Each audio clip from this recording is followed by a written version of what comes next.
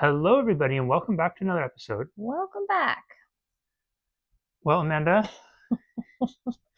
how have things been going this past few days? Um, they are, I feel like I'm back in high school or college doing like research projects. That's kind of how I feel right now. Still all over the place. Still don't have a surgery date. Still, But you'll hopefully have one within. maybe on this call, maybe. Yeah, you're waiting for a phone call that will hopefully confirm your exact date. Yes. And that's about it. Still pursuing every option imaginable. Still in major contact with tons of organizations and people who have been very pivotal in their experiences with GBM recurrences and what they did. And it, it's now, like I said last time, it's a family you never wanted to be in, but when you're in it, you're just like in greeted with like open arms, and I love every single one of them so much, and I'm just so thankful because they've been the guides. I am just so thankful for all of them because they have very much guided. A lot of them have guided the no's, like, oh, I wouldn't do that. I'm not going to do that. I'm not going to pursue that option. I think that's what's getting weeded out are the no's, and the yeses have still stayed, like going across going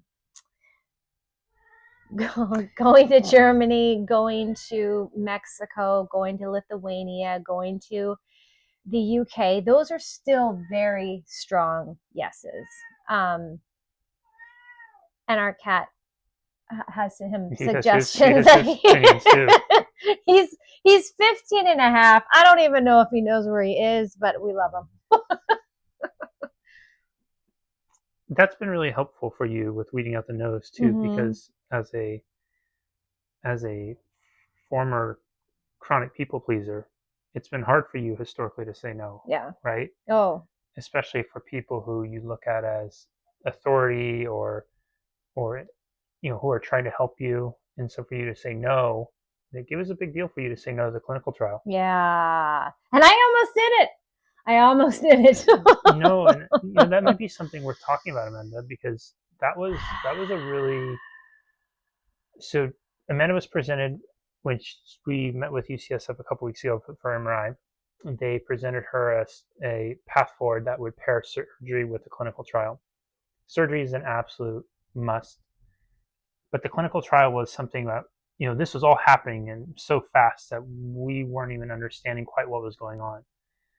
And as we came out of the fog of the shock of everything, the clinical trial was something that just didn't quite sit with Amanda. She never felt aligned with her, never felt like this was her path.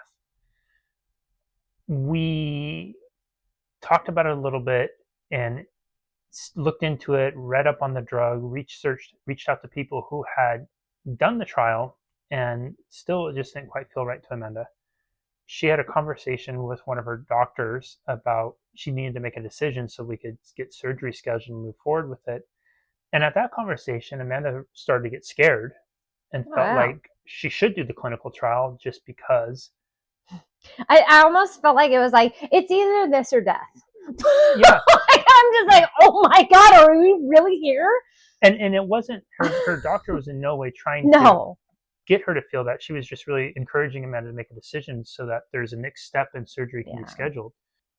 It's wonderful to have options. And when you are dealing with a terminal diagnosis with a historically very aggressive cancer, and when the medical system does not have a lot of clear steps forward, when you fall into the position that Amanda is potentially in right now, part of our commitment to transparency. Well, here's UCSF. Well, like we said, the call could come in while we were doing this videos. And it did. I got my surgeon all to myself. So Dr. Chang was my first surgeon, and he is going to be the only surgeon on this case. Hallelujah. I'm not to say anything, but I just love Dr. Chang. Period. End of story. Yeah, Amanda really loves Dr. Chang, and one of the potential things if she did the clinical trial was she may not be able to have Dr. Chang in for the full surgery. They team up with a couple others, which she's totally fine with. Yeah. But now that she's not doing the trial, she's just going to be working with Dr. Chang. Yes. And her surgery date got scheduled to February 3rd. 3rd. So coming up in a couple weeks, we'll of course keep you all posted with that. And what else were we just talking about, Amanda, as we pause that? Oh, we were talking about just the need to make decisions. Yeah. And how you almost... This decision's been made. Hallelujah. That's one of them. Going back to this, how you've been fortunate that you've had some time, that you can do some research, that you can consider some options. For many people in with Amanda's diagnosis, they don't have that luxury. And that's something that we really want to highlight, is that these things happen very quickly. It has been shocking now being in this side of it and seeing behind the scenes and how difficult it is to access different treatments that could be available to people. It's something that as we work through this, we definitely want to be more involved in contributing to change in that regard, advocacy, whatever that looks like. Because I just saw a thing this morning from a mom whose daughter was diagnosed 27 years ago. Wow. She had an inoperable glioblastoma, went through a year of treatment for it. A little after a year, had a recurrence, did another year of treatment, and now she's been 25 years with nothing. And in that same thread, somebody else popped in and said they're 13 years, and their story is almost identical. So the possibilities exist.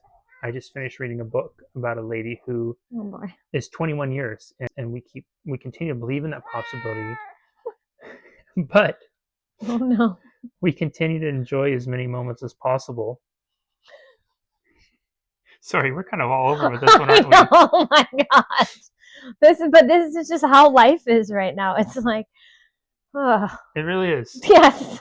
It really is. It's funny. We come together and we put these videos together, and we used to put more consideration how quiet the environment be, or the lighting, or all these things. And I know that's kind of the pressure and push on social media, is it's not just about what's being said or shared. It's about how it looks and presented. The truth is this is how life really is for us right now. It's kind of a little all over the place. There's lots of decisions that need to be made. There's lots of animals. Lots of animals. 3 animals. And voicing their opinions when they're not necessarily asked for. And through all that, I think overall we do a lot better job. We do a really good job of spending most of our moments happy, joyous, grateful, loving, than we do being afraid and bogged down into the heaviness of it all. Yeah. Right? Mm-hmm. Do you think so? Yeah. Do you have any words of wisdom you want to add to this as we wrap up, or any thoughts that have come up in the last few days, or something you want to share? I will say that there has been these really strong pulls to a no. And it was almost like glaringly obvious, some of them, like absolutely not, don't even think about that.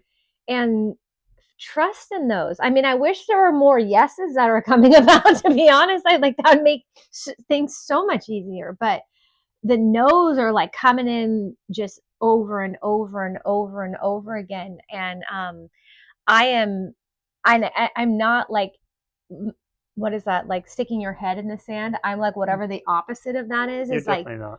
I am talking to any and everyone that would talk to me. I'm researching. Jesse's researching. Gosh, everyone's researching right now. And when you feel those strong no's, like that strong no to the trial, and then I still considered it.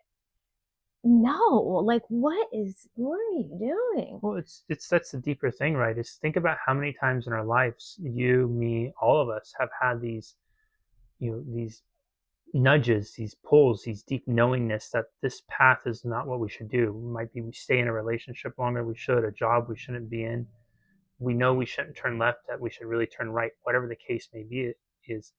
And we have been in so many ways conditioned out of trusting ourselves and listening to ourselves, because all this stuff outside of ourselves is made to look so much more enticing or exciting or better than, right? And many of us spend most of our lives looking externally to change how we internally are feeling. Yeah. But the real answer is there's a wisdom in here, and this isn't in any way dismissing medical recommendations. No. Amanda is super science based. She's looking into different experts and all sorts of things, and makes a decision in line with that. And there are definitely some clear no's for you. Yeah. Right. And those are both just intuitive and also science based no's. And I think it's a really important thing is that, gosh, we all just need to have those times where we get quiet and check in with ourselves and trust in that knowingness within. Absolutely. Yeah. Good. Anything else? Nope. I know this is probably running longer again. It's okay. As always, we love and appreciate you all. Thank you so much for being here with us. We will update you again soon. When do we know? Yep. And we'll see you next time. Bye-bye.